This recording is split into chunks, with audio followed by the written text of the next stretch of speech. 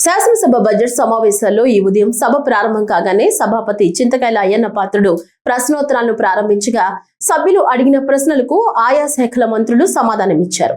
50 పడకల ఆసుపత్రులను 100 పడకల ఆసుపత్రులుగా ఉన్నతీకరణ అంశంపై పలువురు సభ్యులు అడిగిన ప్రశ్నలకు రాష్ట్ర వైద్య ఆరోగ్య శాఖ మంత్రి వైఎస్ సత్యకుమార్ యాదవ్ సమాధానమిచ్చారు.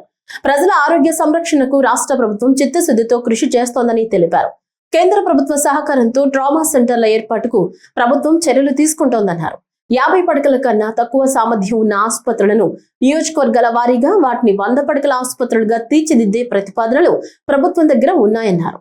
గౌరవ శాసనసభ్యులు తమ నియోజకవర్గంలోని ప్రజల ఆరోగ్య సంరక్షణ పట్ల ఆవేదన వెలిబుచ్చారు అధ్యక్ష.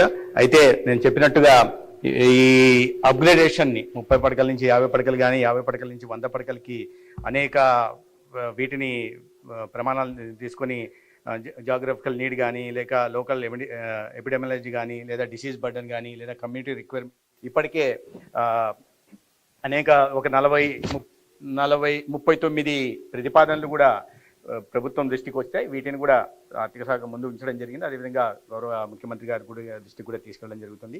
ఇప్పటికే కొన్ని విషయాల్లో గన్నవరము ప్రతిపాదన కూడా దీంట్లో ఉంది, కోవూరు ప్రతిపాదన కూడా దీంట్లో ఉంది, ఈ కోవూరు నెల్లూరు కోవూరు ప్రతిపాదన ఉంది, అదేవిధంగా గోదావరి జిల్లా ప్రతిపాదన కూడా దీంట్లో ఉంది అధ్యక్ష.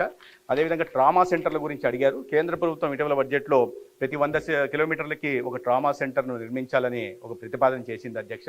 దాని కారణంగా 0 అవర్లో ఎవరు కూడా ప్రాణాలు కోల్పోవడం, ఇప్పటికే STEMI segment elevated myocardial infarction కార్యక్రమం ద్వారా 0 అవర్లో ప్రాణాలను కాపాడే ప్రయత్నం చేస్తున్నాం. అదేవిధంగా ట్రామా సెంటర్లు కూడా కేంద్రం నుంచి కూడా సహకారం అందిస్తుంది కాబట్టి ఖచ్చితంగా గౌరవ శాసనసభ్యుల కోరిక మేరకు ఆ ఆసుపత్రుల్లో ట్రామా సెంటర్లు నిర్మాణం ప్రయత్నం చేస్తాం.